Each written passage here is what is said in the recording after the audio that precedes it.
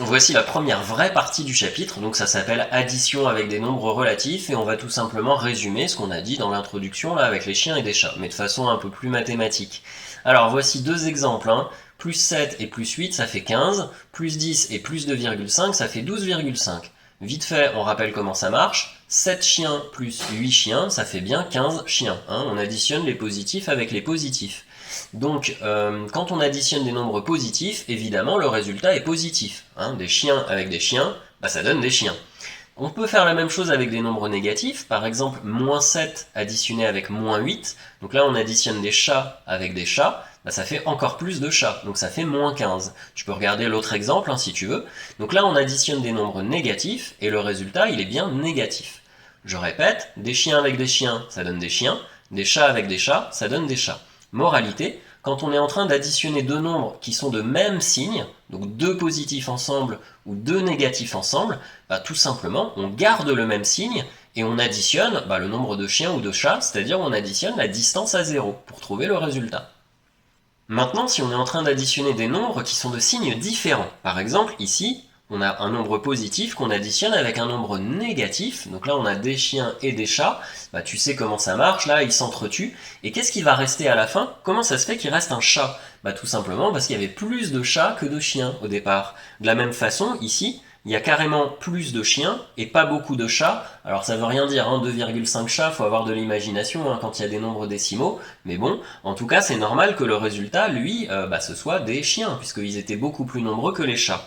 Moralité, quand on est en train d'additionner des nombres qui sont de signes différents, c'est-à-dire un nombre positif avec un nombre négatif, le résultat il sera parfois positif, comme ici, et il sera parfois négatif, comme ici. Ça dépend en fait finalement si c'est les chiens ou si c'est les chats qui sont en surnombre. Donc comment faire dans ces cas-là? Eh bien ça prend le signe de la plus grande distance à 0. Exemple ici, le 8 est plus grand que le 7, donc c'est les négatifs qui vont gagner, c'est les chats quoi, et donc le résultat sera forcément négatif.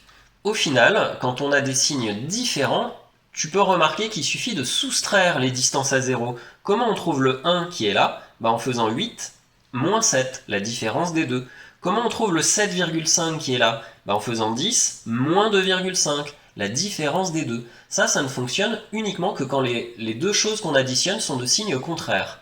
Et ça va garder finalement comme résultat le signe de là où il y avait la plus grande distance à 0.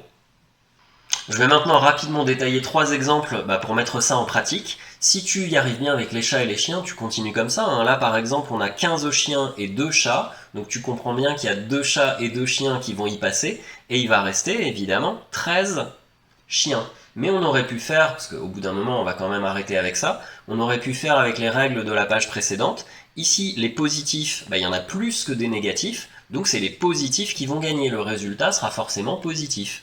Et quand on a comme ça des signes contraires, il suffit de faire la différence des distances à 0, c'est-à-dire 15 moins 2, ça donne bien 13.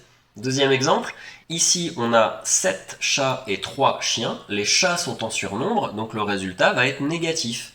Ça, mathématiquement, on dit que la distance à 0 du négatif est plus grande que la distance à 0 du positif, et donc le résultat va être négatif. Puisqu'ils sont de signes contraires, un positif et un négatif, il faut faire la soustraction, 7 moins 3, et ça va donner 4. Avec des chats et des chiens, ça donne la même chose.